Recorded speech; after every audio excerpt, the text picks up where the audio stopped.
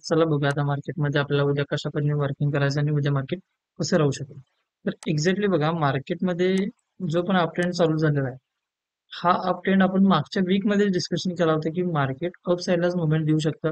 आपल्याला असं नाही वाटत की मार्केट डाऊन साईडला येईल आणि ही मी तुम्हाला माझ्या हिशोबाने ह्या दिवशी ज्या 14 ऑगस्ट किंवा ह्या दरम्यान पण जेव्हा ही रॅली झाली त्या दुसऱ्या लेक्चरला पण मी सांगितलं तिथून मला 1-2 दिवस आपल्याला प्रिडिक्शन नाही करता आलं किंवा कालचं पण आपल्याला प्रिडिक्शन नाही जमलं. पण परवा जर तुम्ही बघितलं तर परवा आपलं एकच कन्सेप्ट होती की ह्या झोनच्या वरती गेलं किंवा तुम्हाला एक क्लिअर मी व्ह्यू सांगितलं होतं की आत्ताचा हा स्टॉप लॉस आहे. जे ह्या प्रिडिक्शन दिवशी ज्यावेळेला तुम्ही 21 ऑगस्ट ज्यावेळेला बघाल, सॉरी 20 ऑगस्ट दिवशी 21 ऑगस्टचं जर प्रिडिक्शन बघाल तर त्यात तुम्हाला समजून जाईल की मी नीट सांगितलं होतं की हा स्टॉप लॉस आहे कॉल साईडचा आणि इथून मार्केटला 24,834 ला जायचं आहे. 134 पॉईंट त्याला द्यावे लागणार आहेत. हे सरळ एक व्ह्यू सांगितला होता. पहिल्या दिवशी जाऊ शकलो नाही, पण दुसऱ्या दिवशी पण मी सांगितलेलं की फ्लॅट ओपन होईल, जरा खाली ह्याच्या खाली क्लोज झालं तर तुम्हाला स्टॉप लॉस हिट करायचा आहे, अन्यथा तुम्हाला ह्या टार्गेट वेट करायचे आहे. नंतर मार्केट नंतर जर तुम्ही बघितला तर दीड नंतर अशी मुवमेंट आली तर बघता बघता अपसाईड मुवमेंट झाली आणि आज मोठ्या प्रमाणात गॅप ओपन करून आपलं ते टार्गेट अचीव्ह करून दिलेलं आहे. दुसरी गोष्ट अशी की आपण जर समजा 1-2 दिवसाचं 3 दिवसाचं प्रिडिक्शन जर केलं तर तेच प्रिडिक्शन तुम्ही कंटिन्यू करू शकता. एक्झॅक्टली बघा ह्याच प्रिडिक्शन मी ऑलरेडी 2 दिवसाच्या आधी डिस्कशन केलं होतं. त्यावेळी मी काल प्रिडिक्शन केलेलं नाही.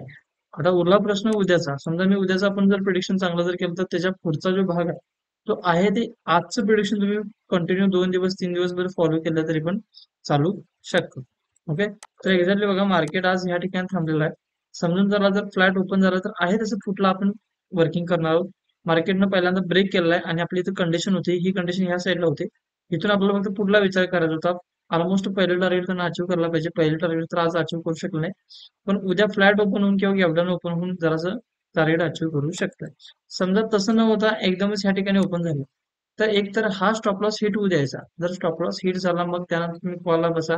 तुमचं टार्गेट 24,887 आणि जर समजा रिलायन्स, एचडीएफसी, आयसीआयसीआय आणि ऍक्सिस हे जर 4 स्टॉक जर तुम्हाला पॉझिटिव्ह दिसत असतील तर तुम्हाला 24,955 पर्यंत पण रॅली मार्केट देऊ शकतं. मार्केटमध्ये जर सस्टेन व्हायची म्हटलं तर 25,000 हीच एक लेवल आहे की मार्केटमध्ये भरपूर वेळ सस्टेन होऊ शकते आणि ह्याला ब्रेक करणं नॉट इझी. सहजासहजी त्याला ब्रेक करून वरती जाणार नाही मार्केट. पण आता आपल्याला 24,810 नंतर 25,000 ला मार्केट जाऊ शकतं म्हणजे येत्याला आपण समोर किंवा मंगळवारात 24,500ला 25,000ला बघू शकतो.